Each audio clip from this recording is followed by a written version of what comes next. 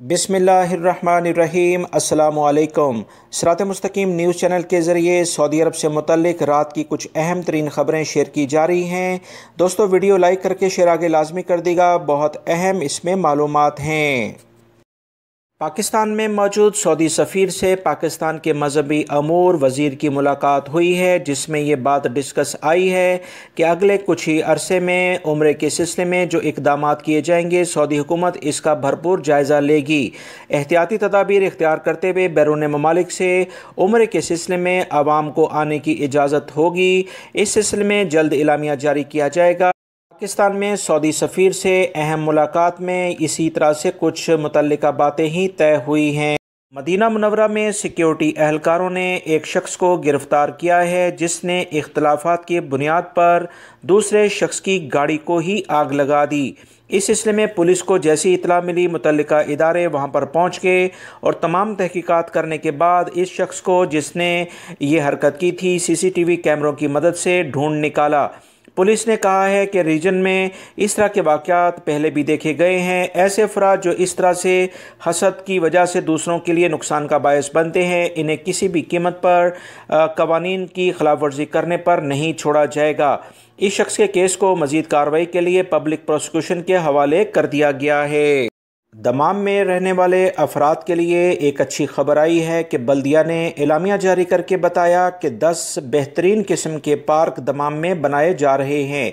इस सिलसिले में वो अफराद जो कि ख़ास तौर पर माजूर होंगे, उनके लिए इन पार्कों में ख़ास सहूलियात फराहम की जाएंगी। बेहतरीन किस्म का घास और दरख्त और दीगर जो अहम इकदाम किसी पार्क में आवाम की सैर व तफरीह के लिए होते हैं, वो दमाम के मुख्तलिफ एरियाज़ में बनाए जा रहे हैं।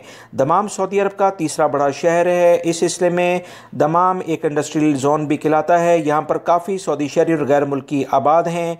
इन तमाम ज़रूरियात को देखते हुए, आवाम की सेहत को मद्देनज़र रखते हुए वजारत सेहत के इक़दाम के ऐन मुताबिक बल्दिया के इदारे हरकत में आए हैं और मुख्तलिफ शहरों में पार्क बनाने का सिलसिला जारी है। इससे गैर मुल्की अफराद को भी मुलाजमत के काफ़ी मौके मिलेंगे, क्योंकि बहुत सारी लेबर यहाँ काम करेगी।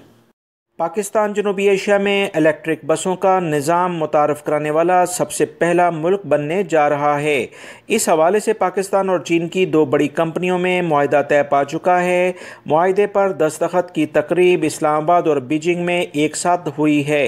पाकिस्तानी कंपनी डाइवोक के चीफ एग्जीक्यूटिव ने बताया कि चीनी कंपनी साइविल के साथ उनका मुआहिदा हवांग शीवंग में हो चुका है। मुआहिदे की तकरीब में पाकिस्तान के आला हुकाम ने शिरकत की। यह पाकिस्तान में एक बहुत अच्छी डेवलपमेंट है, जिसकी बिना पर पाकिस्तान में बहुत ज़्यादा तरक्की के इम्कानात हैं, क्योंकि बहुत सारे अफराद इससे रोज़गार से मुंसलिक भी हो सकते हैं। सऊदी अरब में गवर्नर मक्कातुल मुकरमा शहजादा खालिद अल फैसल ने तमाम सरकारी और प्राइवेट इदारों को पूरे हफ्ते अपनी इमारतों पर सऊदी परचम लहराने की हिदायत जारी कर दी हैं। गवर्नर मक्कातुल मुकरमा ने यह पाबंदी इस रिपोर्ट के तनाज़ुर में लगाई, जिसमें बताया गया था कि बाज़ सरकारी और प्राइवेट इदारे अपनी इमारतों पर सऊदी परचम लगाने की पाबंदी नहीं कर रहे हैं। ये सऊदी परचम के कानून की दफ़ा 3 की खिलाफ वर्जी रिकॉर्ड होती है। बाखबर ज़राए का कहना है कि शहजादा खालिद अल फैसल की इस हिदायत की पाबंदी कराने के लिए तफ्तीशी टीमें सरकारी और प्राइवेट दफातर के दौरे करेंगी। कौमी परचम इमारतों पर लगाने की पाबंदी ना करने वालों के खिलाफ रिपोर्ट पेश की जाएगी, जिसके बाद इनके खिलाफ कार्रवाई होगी। सऊदी अरब में 25 अगस्त से सब्ज़ी फ़रोशों पर ऑनलाइन वसूली की पाबंदी का आगाज़ किया गया है।